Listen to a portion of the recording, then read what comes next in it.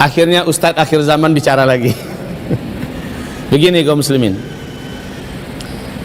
siapapun yang akan unggul, siapapun akan unggul nanti, umat Islam yang dipimpin oleh ulama kah yang akan unggul, atau Ahok dengan segala kekuatan di belakangnya yang teramat sangat dahsyat itu yang akan unggul, siapapun Indonesia tidak akan ada tenangnya, percayalah.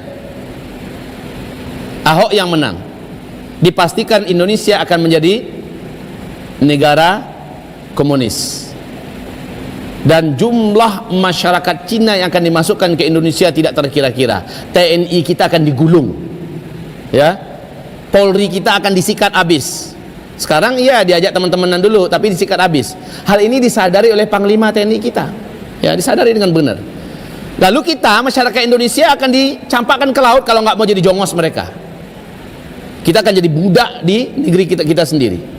Itu kalau Ahok tetap naik, karena Ahok ditarget menjadi orang nomor 1 di Indonesia. Melalui Ahok pintu-pintu komunisme di Indonesia ini akan terbuka lebar. Satu. Yang kedua, jika dia kalah, jika dia umpamanya dipenjarakan atau ternyata ditembak dengan makar yang sangat keji, umpamanya dia dibunuh, maka dampaknya yang paling berat itu adalah bagi rakyat Indonesia dan kaum muslimin. Kalau dia kalah adalah dampaknya bagi kita. Naik Agus, naik Anies, atau siapapun orang yang naik, sekaliber malaikat pun naik, Indonesia akan chaos. Pasti Indonesia akan chaos. Kenapa bisa begitu? Karena raksasa-raksasa yang ada di belakang Ahok akan membuat berbagai macam manuver, membuat Indonesia ini akan menjadi negeri yang tidak akan tenang. Itu pasti. Ya. Lalu bagaimana pilihan kita? Kita makan buah si malakama. Saya menganjurkan dan menyarankan, cukup bagi kita berjuang sesuai dengan amanah. Ulama menggerakkan, kita bergerak, ya.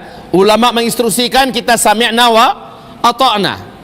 Hasilnya nanti bagaimana, serahkan pada Allah. Kalau kita hidup, maka kita akan penuh dengan perjuangan. Kalau kita meninggal, kita syahid. Dan kedua-duanya adalah mulia. Sebenarnya agak nyerempet masuk ke pengajian kita nih, iskariman au mut syahidan, hiduplah mulia atau matilah syahid. Buat apa hidup tapi hina di negeri sendiri, dikangkeng orang kafir, akidah kita dipelorotin oleh komunis dan Syiah dan ajaran lainnya menyesatkan di Indonesia. Hina kita di tanah air kita sendiri. Lebih bagus kita mulia, ya, berjuanglah dengan apapun dan bagaimanapun caranya, berjuanglah. Kita tidak punya pilihan kecuali harus tampil ke depan. Terus maju, selamatkan agama kita, selamatkan anak keturunan kita, selamatkan NKRI kita.